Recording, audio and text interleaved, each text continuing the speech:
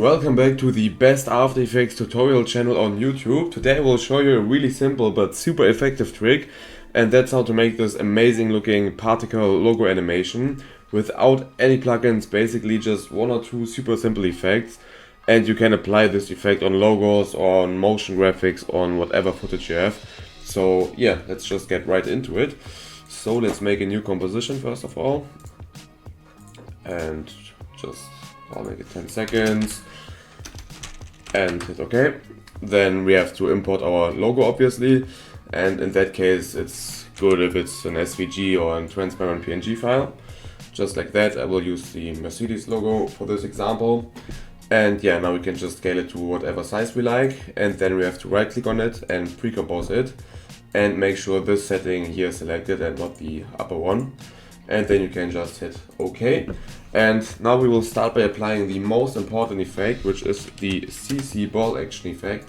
So just apply it on the pre-comp, and as you can see we get some optical difference and it looks already kind of cool, but our goal is to animate this now.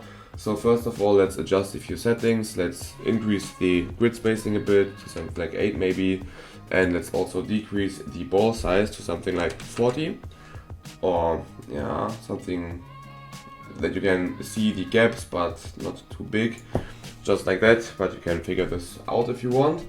And now we have to animate two things, once the scatter and once the displace. So let's go to the beginning of this animation where we want these particles to be everywhere, and here we can just increase the displace to something like 1000 basically, so something super high.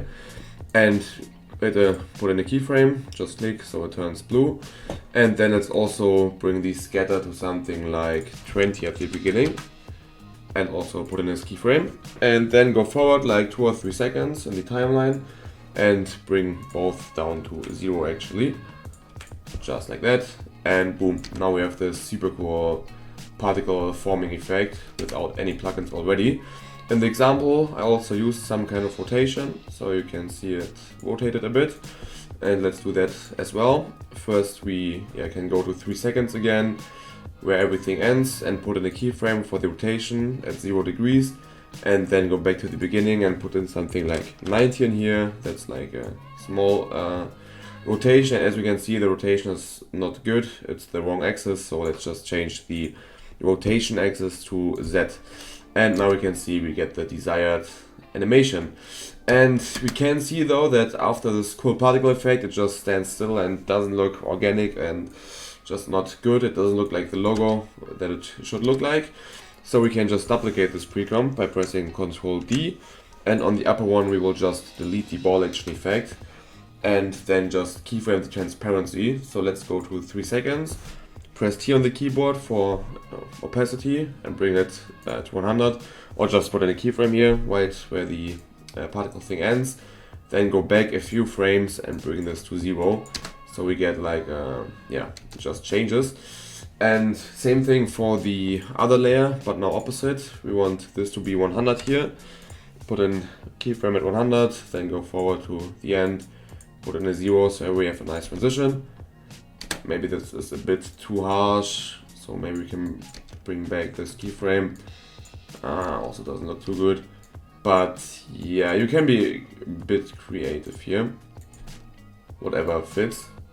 And maybe let's bring this back. Yeah, as I said, you're a bit free here. But what also makes it more smooth is to give the upper one a bit of glow effect. 1 second, let's adjust a bit. Yeah, that's good. Just put in something similar here. But yeah, okay, next step, let's give it a glow effect. So we have this nice shine effect when everything composites. And right where it should be at its peak, where the fusion is like almost completed, we can put in a keyframe for the glow radius and the intensity. And let's first of all bring the radius up and maybe also the intensity to something strong. So we have this basically, and then we can go forward a bit, like 1 second or so, and bring this both down to 0. Oops, I think I put something in here accidentally. But yeah, so now we have this glow effect. Okay, this is a bit too strong. Let's revert this yeah, the tendency should not be that big here. But yeah, again, I think you get what I mean. You can also play on this a bit, but I think this looks super cool. Now we are basically done. What we did in the example as well is to give this some trails here. And of course we can also do that real quick. So to do this, let's duplicate the lower layer, which is the particle layer. We're pressing Ctrl D. And now we have to put in the echo effect. Just like that. Here we can decrease the echo time a bit, so they are not that far away, the replicas, to minus 0.01, I think looks good. And then we can increase the number of echoes to something like 10 or 15 or whatever. And now you can see they are like a straight line, but we need them to vanish a bit. So we can decrease the decay, and as you see, now it gets more smooth. Also decrease the starting intensity a bit, and maybe even put in 20 echo points and increase this. But now that's completely up to you. You can also play with these settings. But to finally make it super smooth, we can also apply the pixel motion blur. Just like that. And, oh no, not the pixel motion blur. What's it called? Type in motion blur, it's the force motion blur, CC force motion blur.